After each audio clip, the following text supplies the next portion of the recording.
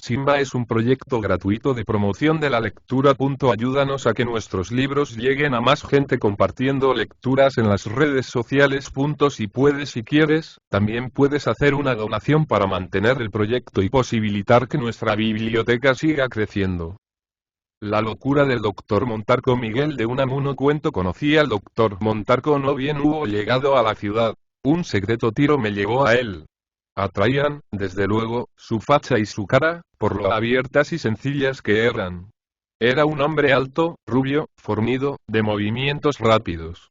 A la hora de tratar a uno hacíale su amigo, porque si no habría de hacérselo no dejaba que el trato llegase a la hora. Era difícil de averiguar lo que en él había de ingénito y lo que había de estudiado. De tal manera había sabido confundir naturaleza y arte. De aquí, mientras unos le tachaban de ser afectado y afectada su sencillez, creíamos otros que en él era todo espontáneo. Es lo que me dijo y me repitió muchas veces. Hay cosas que, siendo nosotros naturales y espontáneas, tanto nos las celebran, que acabamos por hacerlas de estudio y afectación. Mientras hay otras que, empezando a adquirirlas con esfuerzo y contra nuestra naturaleza tal vez, acaban por sernos naturalísimas y muy propias. Por esta sentencia se verá que no fue el Dr. Montarco, mientras estuvo sano de la cabeza, el extravagante que mucha gente decía, ni mucho menos. Sino más bien un hombre que en su conversación vertía juicios atinados y discretos. Solo a las veces, y ello no más que con personas de toda su confianza, como llegué yo a serlo, rompía el freno de cierta contención y se desbordaba en vehementes invectivas contra las gentes que le rodeaban y de las que tenía que vivir. En eso denunciaba el abismo en que fue al cabo a caer su espíritu. En su vida era uno de los hombres más regulares y más sencillos que he conocido. Ni coleccionaba nada, ni siquiera libros, ni le conocí nunca monomanía alguna. Su clientela, su hogar y sus trabajos literarios. Tales eran sus únicas ocupaciones. Tenía mujer y 2 hijas, 8 y 10 años, cuando llegó a la ciudad. Vino precedido de un muy buen crédito como médico. Pero también se decía que eran sus rarezas lo que le obligó a dejar su ciudad natal y venir a aquella en que le conocí. Su rareza mayor consistía, según los médicos sus colegas, en que siendo un excelente profesional, muy versado en las ciencias médicas y en biología, y escribiendo mucho, jamás le dio por escribir de medicina. A lo que él me decía una vez, con su especial estilo violento: ¿por qué querrán esos imbéciles que escriba yo de cosas del oficio? He estudiado medicina para curar enfermos y ganarme la vida curándolos. ¿Los curo? Sí. Pues entonces que me dejen en paz con sus majaderías y no se metan donde no los llaman. Yo me gano la vida con la mejor conciencia posible, y una vez ganada, hago con ella lo que se me antoja, y no lo que se les antoja a esos majagranzas. No puede usted figurarse bien qué insondable fondo de miseria moral hay en ese empeño que ponen no pocas gentes en enjaular a cada uno en su especialidad. Yo, por el contrario, hallo grandísimas ventajas en que se viva de una actividad y para otra. Usted recordará las justas invectivas de Schopenhauer contra los filósofos de oficio. A poco de llegar a la ciudad, y cuando ya empezaba a hacerse una más que regular clientela y a adquirir renombre de médico serio, cuidadoso, solícito y afortunado, publicó en un semanario de la localidad su primer cuento, un cuento entre fantástico y humorístico, sin descripciones y sin moraleja. A los 2 días le encontré muy contrariado, y al preguntarle lo que le pasaba estalló y me dijo: ¿pero cree usted que voy a poder resistir mucho tiempo la presión abrumadora de la tontería ambiente? Lo mismo que en mi pueblo, lo mismito. Y lo mismo que allí, acabaré por cobrar fama de raro y loco, yo, que soy un portento de cordura, y me irán dejando mis clientes, y perderé la parroquia, y vendrán días de miseria, desesperación, asco y cólera, y tendré que emigrar de aquí como tuve que emigrar de mi propio pueblo. ¿Pero qué le ha pasado?, le pregunté. ¿Qué me ha pasado? Que son ya 5 las personas que se me han acercado a preguntarme qué es lo que me proponía al escribir el cuento ese, y qué quiero decir en él y cuál es su alcance. Estúpidos, estúpidos y más que estúpidos. Son peores que los chiquillos que rompen los muñecos para ver qué tienen dentro. Este pueblo no tiene redención, amigo. Está irremisiblemente condenado a seriedad y tontería, que son hermanas mellizas. Aquí todos tienen alma de dómine. No comprenden que se escriba sino para probar algo o defender o atacar alguna tesis, o con segunda intención. A uno de esos memos que me preguntó por el alcance de mi cuento le repliqué, ¿le divirtió a usted? Y como me dijera, hombre, ¿cómo divertirme, si me divirtió? La cosa no deja de tener gracia. Pero hoy al llegar al perro le dejé con él en la boca, dándole las espaldas. Para ese mamarracho no basta tener gracia. Almas de dómines. Almas de dómines. Pero y me atreví a empezar. Hombre, no me venga usted también con peros, me atajó. Déjese de eso. La roña infecciosa de nuestra literatura española es el didactismo. Por donde quiera el sermón, y el sermón malo. Todo Cristo se mete aquí a dar consejos y los da con cara de corcho. Una vez cogí la epístola moral a Fabio y no pude pasar de los 3 primeros versos. Se me atragantó. Esta casta carece de imaginación, y por eso sus locuras todas acaban en tontería. Es una casta ostruna, no le dé usted vueltas, ostruna, ostras, ostras y nada más que ostras. Todo sabe aquí a tierra. Vivo entre tubérculos humanos. No salen de tierra. No escarmentó, sin embargo, y volvió a publicar otro cuento más fantástico y más humorístico que el primero. Y recuerdo que me habló de él Fernández Gómez, cliente del doctor. Pues señor, me decía el bueno de Fernández Gómez, no sé qué hacer después de estos escritos de mi doctor. ¿Y por qué? Porque me parece peligroso ponerme en manos de un hombre que escribe cosas semejantes. ¿Pero a usted le cura bien? Oh, eso sí, no tengo la menor queja. Desde que me puse en sus manos, voy a su consulta y sigo sus prescripciones, me va mucho mejor y noto de día en día que voy mejorando. Pero y esos escritos, y ese hombre no debe andar bien de la cabeza, y eso es una olla de grillos y... No haga usted caso, don Servando. Yo le trato mucho, como usted sabe, y nada he observado en él. Es un hombre muy razonable. El caso es que sí, cuando se le habla responde de acorde y todo lo que dice es muy sensato. Pero mire usted, yo prefiero que me opere bien, con ojo y pulso seguros, un hombre que diga locuras, y este no las dice, a no que un señor muy sesudo, soltando sensateces como puños de perogrullo, me descoyunte y destroce el cuerpo. Así será, pero al día siguiente le pregunté al doctor Montarco por Fernández Gómez, y me contestó. Tonto constitucional. ¿Y qué es eso? Tonto por constitución fisiológica, a nativitate, irremediable. Yo le llamaría a eso tonto absoluto. Tal vez y porque aquí lo constitucional y lo absoluto se confunden. No es como en política y dice que la cabeza de usted debe ser una olla de grillos y la suya y la de sus congéneres, ollas de cucarachas, que son grillos mudos. Al fin los míos cantan, o chirrían, o lo que sea. Algún tiempo después publicó el doctor su tercer relato, este ya agresivo y lleno de ironías, burlas e invectivas mal veladas. Yo no sé si le conviene a usted publicar esas cosas, le dije. Oh, sí. Necesito echarlas fuera. Si no escribiera esas atrocidades acabaría por hacerlas.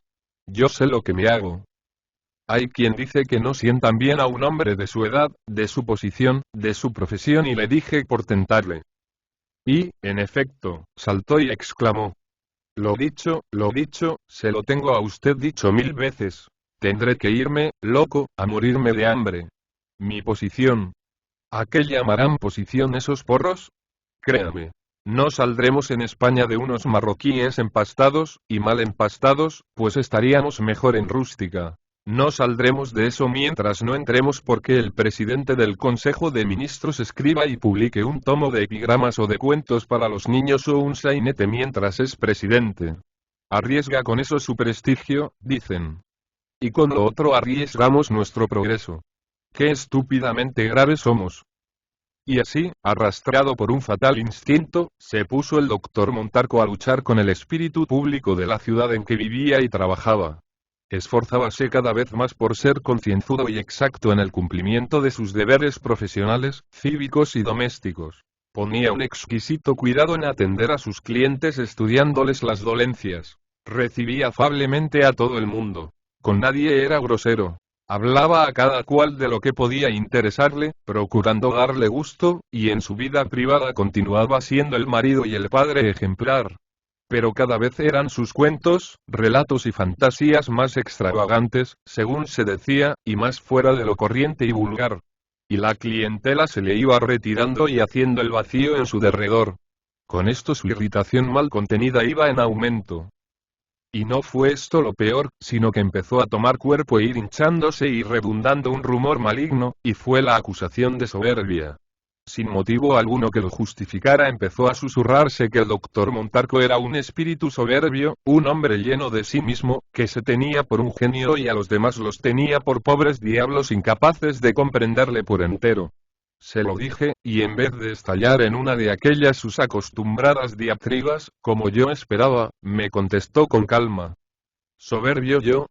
Solo los tontos son de veras soberbios, y francamente, no me tengo por tonto. No llega mi tontería a tanto. ¿Soberbio? Si pudiésemos asomarnos los unos al brocal de la conciencia de los otros y verles el fondo. Sí sé que me tienen por desdeñoso de los demás, pero se equivocan. Es que no los tengo por aquello en que se tienen ellos mismos. Y además, si entrara en descubrirle más por dentro mi corazón, ¿qué es eso de soberbia y empeño de prepotencia y otros estribillos así? No, amigo mío, no. El hombre que trata de sobreponerse a los demás es que busca salvarse. El que procura hundir en el olvido los nombres ajenos es que quiere se conserve el suyo en la memoria de las gentes, porque usted sabe que la posteridad tiene un cegazo muy cerrado. ¿Usted se ha fijado en un mosquero alguna vez? ¿Qué es eso? Le pregunté. Una de esas botellas con agua dispuestas para cazar moscas. Las pobres tratan de salvarse, y como para ello no hay más remedio que encaramarse sobre otras y así navegar sobre un cadáver en aquellas estancadas aguas de muerte, es una lucha feroz a cual se sobrepone a las demás. Lo que menos piensan es en hundir a la otra, sino en sobrenadar ellas. Y así es la lucha por la fama 1000 veces más terrible que la lucha por el pan. Y así es, añadí, la lucha por la vida. Darwin, me atajó. ¿Conoce usted el libro Problemas Biológicos, de Rolp? No. Pues léalo usted. Léalo y verá que no es el crecimiento y la multiplicación de los seres lo que les pide más alimento y les lleva, para conseguirlo, a lucha así, sino que es una tendencia a más alimento cada vez, a excederse, a sobrepasar de lo necesario, lo que les hace crecer y multiplicarse. No es instinto de conservación lo que nos mueve a obrar, sino instinto de invasión. No tiramos a mantenernos, sino a ser más, a serlo todo. Es, sirviéndome de una fuerte expresión del padre Alfonso Rodríguez, el gran clásico, apetito de divinidad. Sí, apetito de divinidad. Seréis como dioses. Así tentó, dicen, el demonio a nuestros primeros padres. El que no sienta ansias de ser más, llegará a no ser nada. O todo o nada. Hay un profundo sentido en esto. Díganos lo que nos dijere la razón, esa gran mentirosa que ha inventado, para consuelo de los fracasados, lo del justo medio, la aura mediocritas, el ni envidiado ni envidioso y otras simplezas por el estilo. Diga lo que dijere la razón, la gran alcahueta, nuestras entrañas espirituales, eso que llaman ahora el inconsciente, con letra mayúscula, nos dice que para no llegar, más tarde o más temprano, a ser nada, el camino más derecho es esforzarse por serlo todo. La lucha por la vida, por la sobrevida más bien, es ofensiva y no defensiva. En esto acierta Rolp. Yo, amigo, no me defiendo jamás. Ataco. No quiero escudo, que me embaraza y estorba. No quiero más que espada. Prefiero dar 50 golpes y recibir 10, a no dar más que 10 y no recibir ninguno. Atacar, y nada de defenderse. Que digan de mí lo que quieran. No lo oiré, no me entero de ello, cierro los oídos, y si a estos, a pesar de mis precauciones para no oírlo, me llega lo que dicen, no lo contesto. Si nos dieran siglos por delante, antes les convencería yo a ellos mismos de que son tontos, y vea si es esto difícil, que ellos a mí de que estoy loco o de que soy soberbio. Pues me atajó, tiene sus quiebras, y sobre todo un gran peligro, y es que el día en que me flaquee el brazo, o la espada me quede mellada, aquel día me pisotean, me arrastran y me hacen polvo. Pero antes se saldrán con la suya. Me volverán loco. Intercose en proseguir con sus relatos tan fuera de lo que aquí, en España, es corriente, y a la vez en no salir del género tan razonable de vida que llevaba. La clientela se fue alejando. llegó la penuria a llamar a las puertas de su casa, y, para colmo de males, ni encontraba revistas o diarios que admitieran sus trabajos, ni su nombre ganaba terreno en la República de las Letras. Y todo ello concluyó en que unos cuantos amigos suyos tuvimos que hacernos cargo de su mujer y sus hijas y llevarle a él a una casa de salud, porque su agresividad de palabra iba en aumento. Recuerdo como si fuera ayer, la primera vez que le visité en la casa de salud en que fue recluido. El director, el doctor Atienza, había sido condiscípulo del doctor Montarco y le profesaba gran cariño. Ahí está, me dijo, estos días más tranquilo y encalmado que al principio. Lee algo, muy poco, porque estimo contraproducente el privarle en absoluto de lectura. Lo que más lee es el Quijote, y si usted coge su ejemplar y lo abre al acaso, es casi seguro que se abrirá por el capítulo XXI y de la parte segundo, en el que se trata de la respuesta que dio Don Quijote a su reprensor, aquel grave eclesiástico que en la mesa de los duques reprendió duramente al caballero andante. Vamos a verle, si usted quiere. Y fuimos. Me alegro de que venga usted a verme, exclamó así que me hubo visto, y levantando la vista del Quijote. Me alegro. Estaba pensando si, a pesar de lo que nos dice Cristo, según el versillo 22 del capítulo 5 de San Mateo, estamos o no autorizados a emplear el arma prohibida. ¿Y cuál es el arma prohibida? Le pregunté. Quien llamaré tonto, a su hermano, es reo del fuego eterno. Vean qué sentencia tan terrible. No dice quien le llama asesino, o ladrón, o bandido, o estafador, o cobarde, o hijo de mala madre, o cabrón, o liberal, no. Sino quien le llame tonto.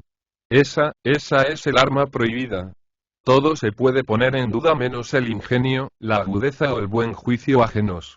Y cuando le da al hombre por presumir de algo, papas ha habido que se tenían por latinistas y que se hubieran ofendido menos de que se les tuviera por herejes que de haberles acusado de incurrir en solecismos al escribir latín, y hay graves cardenales que más puntillo ponen en pasar por castizos que en ser tenidos por buenos cristianos, y para quienes la ortodoxia no es más que una mera consecuencia de la casticidad. El arma prohibida. El arma prohibida. Vean la comedia política. Se acusan los actores de las cosas más feas, se inculpan embozadamente de graves faltas, pero cuidan de llamarse elocuentes, hábiles, intencionados, talentudos y quien llamaré tonto a su hermano, es reo del fuego eterno. Y, sin embargo, ¿saben por qué no avanza el progreso? Porque tiene que llevar a cuestas la tradición, me aventuré a decirle. No, sino porque es imposible convencerles a los tontos de que lo son. El día en que los tontos, que son todos los hombres, se convenciesen de verdad de que lo son, el progreso tocaría a su término. El hombre nace tonto pero quien llame tonto a su hermano es reo del fuego eterno. Y reo de él se hizo aquel grave eclesiástico de estos que gobiernan las casas de los príncipes. De estos que como no nacen príncipes no aciertan a enseñar cómo lo han de ser los que lo son. De estos que quieren que la grandeza se mida con la estrechez de sus ánimos. De estos que, queriendo mostrar a los que ellos gobiernan a ser limitados, les hacen ser miserables y, ¿lo ve usted? Me dijo por lo bajo el doctor Atienza. Se sabe de memoria los capítulos 31 y 32 de la parte segunda de nuestro libro. Reo del infierno se hizo, continuó el pobre loco, aquel grave religioso que con los duques salió a recibir a Don Quijote y con él se sentó a la mesa, frontero a él, a hacer por la vida. Y luego, lleno de saña, de envidia, de estupidez, de todas las bajas pasiones cubiertas con capa de sensatez y buen juicio, amenazó al duque con que tenía que dar cuenta a nuestro señor de lo que hacía aquel buen hombre y llamó buen hombre a Don Quijote, el muy majadero y grave eclesiástico, y luego le llamó don tonto. Don tonto. Don tonto. Don tonto. Don tonto al más grande loco que vieron los siglos. Reo del fuego eterno. Y en el infierno está. ¿Acaso no sea más que en el purgatorio, porque la misericordia de Dios es infinita, me atreví a decir? Pero la falta del grave eclesiástico, que es España y nada más que España, es enorme, enormísima. Aquel grave señor, genuina encarnación de la parte de nuestro pueblo que se cree culta. Aquel insoportable dómine, después de levantarse mohíno de la mesa y llamarle sandío a su señor, al que le daba de comer, creo que por no hacer nada de provecho, y de decir aquello de mirad si no han de ser ellos locos, pues los cuerdos canonizan sus locuras. Quédese vuestra excelencia con ellos, que en tanto que estuvieren en casa me estaré yo en la mía y me excusaré de reprender lo que no puedo remediar. Después de decir esto, y sin decir más ni comer, se fue. Se fue, pero no del todo, sino que anda por ahí dando y quitando patentes de sensatez y cordura y es terrible. Es terrible. En público le llaman a Don Quijote loco sublime y otra porción de cosas así que han oído. Pero en el retiro de su corazón, y a solas, le llaman Don Tonto. Ya ve usted, Don Quijote, que por irse tras un imperio, el imperio de la fama, dejó a Sancho Panza al gobierno de la ínsula. Don Quijote. ¿Y qué fue ese pobre Don Tonto? Ni siquiera ministro. Y después de todo, ¿para qué crió Dios el mundo? Para su gloria, dicen. Para manifestar su gloria. ¿Y hemos de ser nosotros menos? Y soberbia. Soberbia. Satánica soberbia. Claman los impotentes. Vengan, vengan acá, vengan todos esos graves señores infectados de sentido común y, vámonos, me dijo por lo bajo el doctor Atienza, porque se exalta. Con una excusa cortamos la entrevista y me despedí de mi pobre amigo. Le han vuelto loco, me dijo el doctor Atienza, así que nos vimos solos. Le han vuelto loco a uno de los hombres más cuerdos y cabales que he conocido. ¿Cómo así? Le pregunté. La mayor diferencia entre los locos y los cuerdos, me contestó, es que estos, aunque piensan locuras, a no ser que sean tontos de remate, porque entonces no las piensan. Aunque las piensan, digo, ni las dicen ni menos las hacen. Mientras que aquellos, los que llamamos locos, carecen del poder de inhibición, no son capaces de contenerse. A quien, como no llegue su falta de imaginación a punto de imbecilidad, ¿no se le ha ocurrido alguna vez una locura? Ha sabido contenerse. Y si no lo sabe, o da en loco o en genio, mayor o menor, según la locura sea. Es muy cómodo hablar de ilusiones. Pero créame usted que una ilusión que resulte práctica, que nos lleve a un acto que tienda a conservar o acrecentar o intensificar la vida, es una impresión tan verdadera como la que pueda comprobar más escrupulosamente todos los aparatos científicos que se inventen. Ese necesario repuesto de locura, llamémosla así, indispensable para que haya progreso. Ese desequilibrio sin el cual llegaría pronto el mundo espiritual a absoluto reposo, es decir, a muerte, eso hay que emplearlo de un modo o de otro. Este pobre doctor Montarco lo empleaba en sus fantásticos relatos, en sus cuentos y fantasías, y así se libraba de ello y podía llevar la vida tan ordenada y tan sensata que llevaba. Y realmente aquellos relatos le atajé. Son profundamente sugestivos. Están llenos de sorprendentes puntos de vista. Yo los leo y releo, porque nada aborrezco más que el que me vengan diciendo lo mismo que pienso. Leo de continuo aquellos cuentos sin descripciones ni moraleja. Me propongo escribir un estudio sobre ellos, y abrigo la esperanza de que una vez se le ponga al público sobre la pista, acabará por ver en ellos lo que hoy no ve. El público ni es tan torpe ni tan desdeñoso como creemos. Lo que hay es que quiere que le den las cosas mascadas, ensalivadas y hechas bolo deglutible para no tener más que tragar. Cada cual harto tiene con ganarse la vida, y no puede distraer tiempo en rumiar un pasto que le sabe áspero cuando se lo mete en la boca. Pero los comentaristas sacan a flote a escritores así, como el doctor Montarco, en quien solo se leía la letra y no el espíritu. Pues usted sabe, reanudó el doctor, que caían en el vacío. Su extrañeza misma, que en otro país les hubiera atraído lectores, espantábalos aquí de ellos.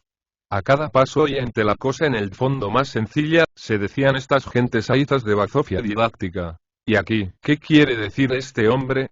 Usted sabe lo que ocurrió. La clientela le fue dejando, a pesar de que curara bien. Las gentes dieron en llamarle loco, a pesar de la cordura de su vida. Se le acusó de pasiones de que en el fondo, y a pesar de las apariencias, estaba libre. Se rechazaron sus escritos. La miseria llamó a su puerta, y le obligaron a decir y hacer locuras que antes pensaba y vertía en sus escritos. ¿Locuras? Le interrumpí. No, no eran locuras, tiene usted razón, no lo eran. Pero han conseguido que acaben por serlo. Yo, que le leo ahora, desde que le tengo aquí, comprendo que el error estuvo en empeñarse en ver un escritor de ideal en uno que, como este desgraciado, no lo era. Sus ideas eran una excusa, una primera materia, y tanta importancia tienen en sus escritos como las tierras de que se valiera Velázquez para hacer las drogas con que pintaba o el género de piedra en que talló Miguel Ángel a Moisés. ¿Qué diríamos del que para juzgar de la Venus de Milo hiciese, microscopio y reactivos en mano, un detenido análisis del mármol en que está esculpida? Las ideas no son más que materia prima para obras de filosofía, de arte o de polémica. Siempre he creído lo mismo, le dije, pero veo que es una de las doctrinas que más resistencia encuentra en nuestro pueblo. Una vez, viendo jugar a unos ajedrecistas, asistí al más intenso drama de que he sido espectador. Aquello era terrible. No hacían sino mover las figurillas, dentro de los cánones del juego y sin salirse del casillero, y, sin embargo, no puede usted figurarse qué intensa pasión, qué tensión de espíritu, qué derroche de energía vital. Los que seguían solo las peripecias del juego creían asistir a una vulgar partida, pues lo cierto es que jugaban los dos medianamente. Pero yo atendía al modo de coger las piezas y ponerlas, al silencio solemne, al ceño de los jugadores. Hubo una jugada de las peores y más vulgares, por cierto, un jaque que no remató el mate, que fue extraordinaria. Usted hubiera visto cómo empuñó, con la mano toda, su caballo y lo puso dando un golpe sobre el tablero, y cómo exclamó: jaque. Y aquellos dos hombres pasaban por dos jugadores vulgares. Vulgares. De seguro que Morpio Filidor no eran mucho más. Pobre Montarco. Sí, pobre Montarco. Y hoy no le ha oído sino cosas razonables y muy rara vez desbarra por completo, y cuando le da por desbarrar se finge un personaje grotesco, al que llama el consejero privado Gerstschmarotzender.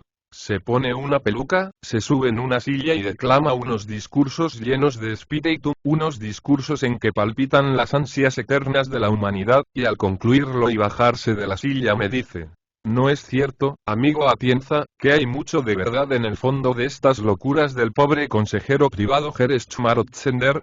Y la verdad es que muchas veces he pensado en lo que hay de justo en ese sentimiento de veneración y respeto con que se rodea a los locos en algunos países. Hombre, me parece que debe usted abandonar la dirección de esta casa. No tenga usted cuidado, amigo. No es que yo crea que a estos desgraciados se les rasgue el velo de un mundo superior que nos está velado. Es que creo que dicen cosas que pensamos todos y por pudor y vergüenza no nos atrevemos a expresar.